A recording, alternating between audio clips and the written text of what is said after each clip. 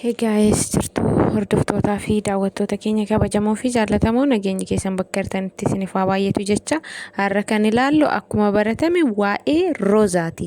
Roozaa ilmoo irraa bahe warroonni jettan wantichi sun dhugaadha moo soba kan jedhu kottaa laala. Ilmoo sirraa bahe auzu billahi wallahi Pinto. Sekali bila kau nak kemari kita ni sekali aja kan rebus supin dia mah. Rabbi terada sekali kita nanti. Wajah ya Rabbi ordo tu tak tahu jangan tu kian nama sampai kata I'm sorry. Karena mah Inggerisnya jabe aku yang kau dah derece ni kau. Tersatu rozan tu main mal kau tiga mal kerja kau itu karena Inggeris apa beku kau ati.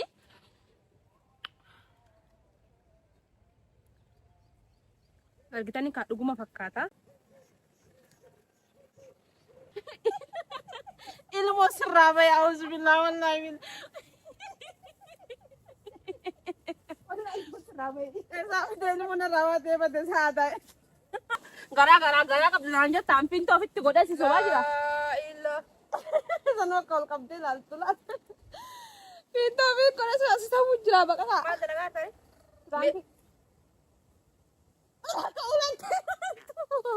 ulat lal tiya هذا فتاة زنت كنت جنة إيش ديوار لا تا إن بيقعد روزان دينو ملء بكا كنا نجيس وديم تي ديمنا ملء إن ديمنا نا فتاة زنت كنتر كنورت جنة كروت كرا كنا ديما جرا جرون الدنيا تستغلي كرا نيجوتو كنا أبو هذا يوم بتشينكن والله تشينك إيش سمعت جرا قرون هذا أفكار أجايب هنا كمنا سيرا هون نوكا أما كراكن را ولا لا لا بتاعه ولا رب منو يرجع إن شاء الله مدام روزا هنا باي تكرر رابريدا جرا كنا ندور زنت يلا ديم جانا فيديو روزا نيا تو يور دكتور متكنا أيدو نجلا فيته الفيديو رابع جرا سين نيات ما شاء الله يعني هذا kita buta ما شاء الله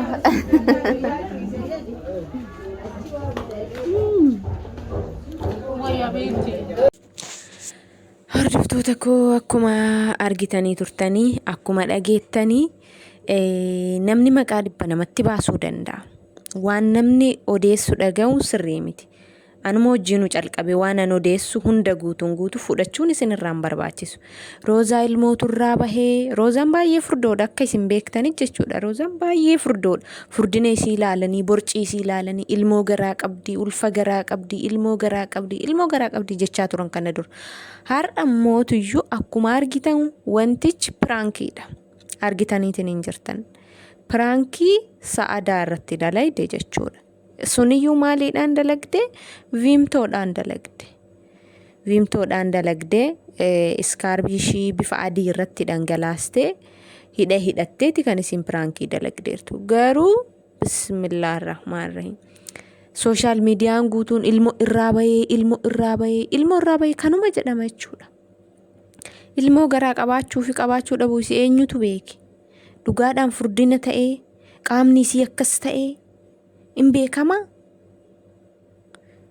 Lafumaa kaanii maqaa namaa balleessuun sirrii miti. Namoonni lafaa kaanii maqaa namaa barreessan akkuma jedhetu haasofni keessan hin garramu. Namoonni maqaa namaa barreessan akkuma jedhetu namoonni maqaa namaa balleessan lafumaa kaanii maqaa namaa balleessu. Mucayyoon uumama isheetiin baay'ee furdoodha. Borciin ishee baay'ee guddaadha.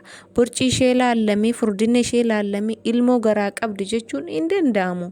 Waan adda baasanii ija ofiitiin hin argin waan hin arragaaggaxeen tokko akkanumaan lafaa kaanii maqaa namaa xureessuun balleessuun sirrii miti. Har'a mootuyyuu badhetti bakka isiin raasaa baatetti badhee baatetti ilmoon irraa baatee maaloo taatee akkasoo taatee kan jedhame haasamu kuni dubbii sobaati.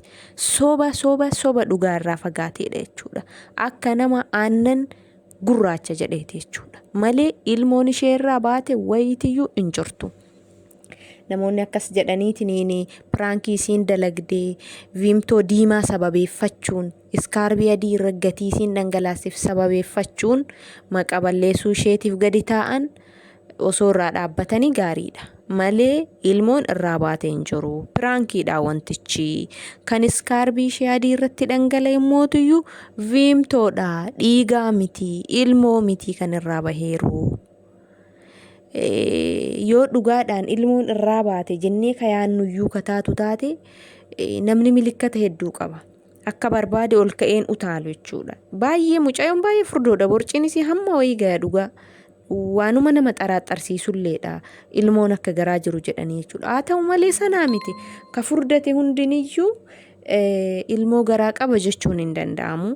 Ka qallate hundiniyyuu ilmoo garaa hin qabu jechuun hin danda'amu jechuudha. Fakkeenyaaf haadholii tokko yoo fudhattan baay'ee qalloo waanuma garaa waan ji'a takkaatu osoo qabduun fakkaanne ji'a 9 guuttee kan deessu jirti jechuudha.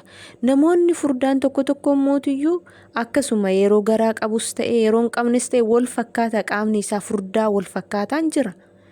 Dubartoonni tokko jechuudha. Kanaaf furdinnis borciin ishee akkas fakkeessuu danda'a malee wanta akkasiitii miti.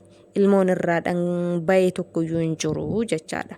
Osoo ilmoon kan irraa bahu taate amma kunoo ilaaltaniitiin hin jirtan goddanyaa ishii saadaa wajjin misaa deemanii alaa nyaatanii turan. Yeroo misaa deeman zana jedhanii bareedanii tolanii deemu jechuudha. Osoo ilmoon irraa kan bahu taate garaa ishii borcii hammas guddattu sun ilmoodha jennee haa yaannume. Ilmoo osoo ka ta'u taate akkam taate akkana deemti akkam taate akkamitti harkaanfatti. Haadholiin keessan jechuudha. Haadholiin keenya kan nama kamiitiyyuu yeroo da'an guyyaa sana lafa kaanii kan deemanii miti. Haadholimmaan eenyuutiyyuu jechuudha. Ati Abashaallee ta'e Itoophiyaawillee ta'e uummata Adaadiillee ta'e rakkoo hin qabu. Guyyaa san deessee yookiin guyyaa san ilmoon irraa baatee kaatee miila ishiitiin akka barbaadde utaaluu, fiiguu, taphachuu hin dandeessu jechaadha. Garuu akkuma argitan Roozaa akka ishiin itti deemtu argitaniirtan. Bareeddee deemti zanaa jettee inumaayyuu baay'ee bareedanii waan isin garramu uffata isaanii maachi deebi'anii wal fakkaatanii akka lakkootaatti bifti isaaniillee baay'ee bareedu dhugaa bifti isaanii wal fakkaata uffannaan isaanii wal fakkaata namni ilmoon irraa bahe tokko akkuma dhaleetti ilaalama waan ta'eefiyyuu akkattiin deemu akkanatti zanaan jedhu akkanattiin utaalu akkattiin garmaamu akkattiin tarkaanfatu ture kana yoo jennu haadholii keenyarraa ilaallee argineerra jechuudha. Iddoo sanis yoo ga'uu baanne haadholii keenyarraa ilaallee agarreerra waan ta'eefiyyuu namoonni akkasettanii lakkii Roozaarraa ilmoon baheeru hin jiru. Osoo ilmoon irraa bahee jiraateeti akkatti utaalaa hin deemtu fiigaa hin deemtu kophaa ishii yeroo sa'aadaa foddeebitee deemtu akka isheen itti bareeddeetiin hin deemtu argitanii zanaa jettee jechuudha. Bareeddee deemti uffanni isaanii mootiyyuu dhugaa rabbii baay'ee bareeda. Maachii ta'anii yoo deeman maashaallah jedheera baay'ee bareeda akkasuma isinillee maashaallah jechuun dagatina kana yoo jedhu isin qallade abbaan barbaade jechuu danda'a kan barbaadin dhiisuu danda'a. Kanaaf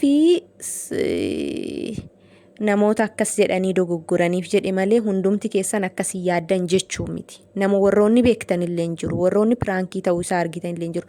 Viidiyoo tokko guutuun guutuu osoo hin dhageeffatin caafii isaa qofa argitanii ekelee waan akkasii taate ekelee waan akkasii taate laga buutee godda baatee qulqullatii maal taate jechuu irra hamma dhumaa dhaggeeffatanii wanta achi keessa jiru viidiyoo sana keessa jiru hubatanii waa wayii jechuudha. Koomentii wayii barreessuudha malee guutuun guutuutti osoo hin dhaggeeffatin maal akka ta'e osoo hin hubatin maqaa namarra kaa'uun maqaa namaa balleessuun rakkoo hin qabu jedhee yaadu rakkoo guddaa qaba jechuu barbaadeeti.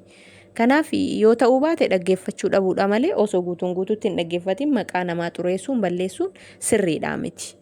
Kanaaf Roozaan waanuma takka illee hin taane kan raawwatame piraankiidha. Inni iskaarbii adii irratti dhangala'eetiin hin jedheen mootiyyuu viimtoodha. Waa biraa miti. Osoo kan akkas taatu taate ilmoon kan raabatu taate akkana zanaa jettee deemtee misaa nyaattee qalladanii taphatanii kolfanii hangana jalaa nyaata fixxe jechuu dirasii ga'anii akkatti waliin hin qalladan tureeyyuu.